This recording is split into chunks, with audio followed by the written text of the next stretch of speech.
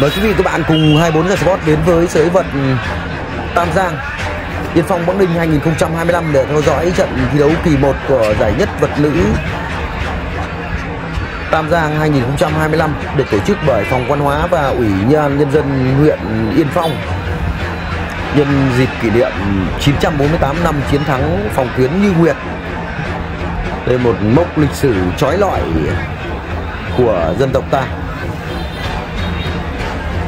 Hình ảnh quý vị các bạn đang xem là kỳ 1 giải nhất vật nữ Tam Giang 2025 giữa Diêm Thị Hòa của Bắc Giang trang phục đỏ và Nguyễn Thị Ánh của Hải Phòng mang đai xanh. Trên mình quý vị các bạn lúc này là hot hơn Diêm Thị Hòa, có biệt danh là Hòa Bonsai của Bắc Giang, một nữ đô trẻ xinh đẹp và có lối thi đấu rực lửa trên các mặt sân sới và hội làng.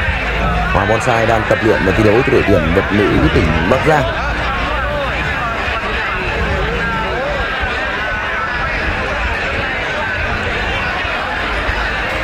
Khán giả đến với sới vật Tam Giang ngày hôm nay là khoảng gần 1 vạn người đã ngồi kín hai triển đê và cả bên mé bên sông. Sới vật nằm bên sườn đê của sông Cầu, ngay sát phòng tuyến Như Nguyệt xưa kia. Một chiến thắng oanh liệt của dân tộc ta. Như vậy là hai nữ đô xinh đẹp chúng ta thực hiện nghi thức xe đài. Xe đài là một nghi thức không thể thiếu trước mỗi trận thi đấu võ vật dân tộc. Xe đài là một nghi thức tâm linh. Như vậy trận đấu bắt đầu.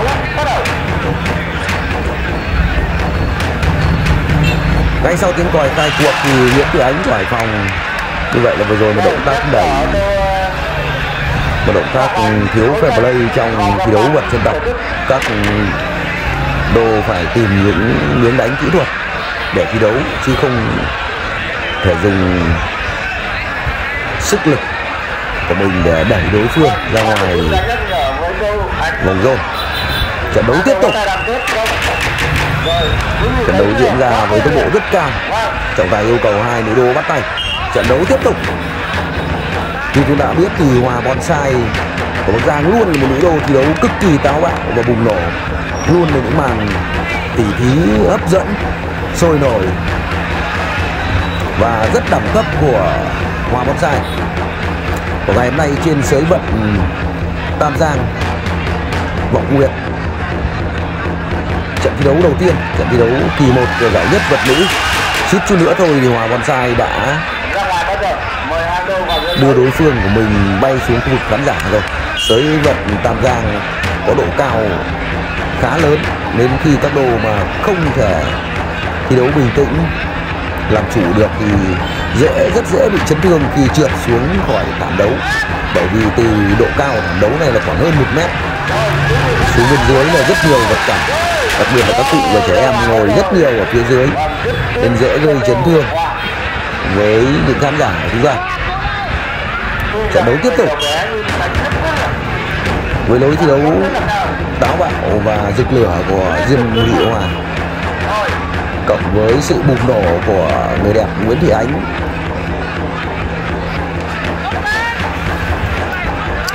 Lối thi đấu mạnh mẽ và bùng nổ của người đẹp đến từ thành phố Hoa Phượng Đỏ Nguyễn Thị Ánh của Hải Phòng. Hy vọng đây sẽ là một trận thi đấu mãn nhãn, bùng nổ và công hiến với những màn tỉ thí võ vật rực lửa ngày hôm nay cho khán giả Tam Giang. Lại là một pha solo ra ngoài sới rồi. Hai nữ đô chúng ta tiếp tục thi đấu ở khu vực giữa thảm. Trận đấu tiếp tục. Khán giả Tam Giang Yên Phong Bắc Ninh vẫn đang chờ đợi những màn solo rực lửa kỹ thuật và đẹp mắt hơn nữa, căng thẳng. Vừa rồi là một màn solo thật không đẹp mắt của nữ đô Hải Phòng.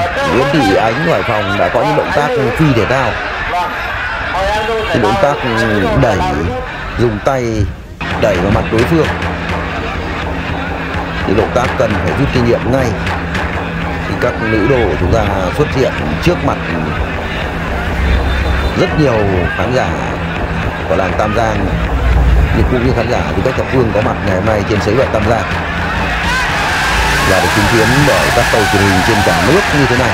Với những động tác thi thể thao, đặc biệt là trong môn võ vật dân tộc, chúng ta cần phải chấn chỉnh nghiêm khắc với đồ Nguyễn Thị Ánh của Hải Phòng. Trận đấu diễn ra khá căng thẳng, khá quyết liệt. Khán giả vẫn mong chờ những màn tỉ thí mãn nhãn hơn nữa, những màn solo kỹ thuật, những màn miếng, những tinh hoa của võ vật được thể hiện bởi hai nữ đô của chúng ta.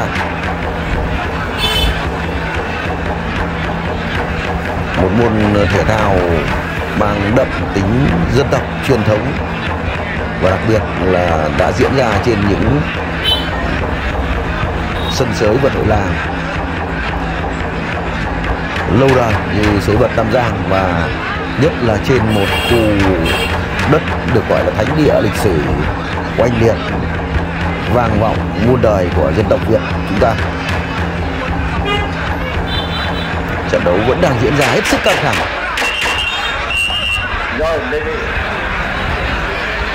Nguyễn Thị Ánh của Hải Phòng có thể hình thể lực có thể nói là tốt hơn Hòa Bonsai, nhưng không dễ dàng để Nguyễn Thị Ánh có thể dễ dàng đánh bại Hòa Bonsai, bởi Hòa Bonsai nổi tiếng với nền tảng thể lực rất sung mãn so với vóc dáng như Bonsai của mình, đẹp không tì vết.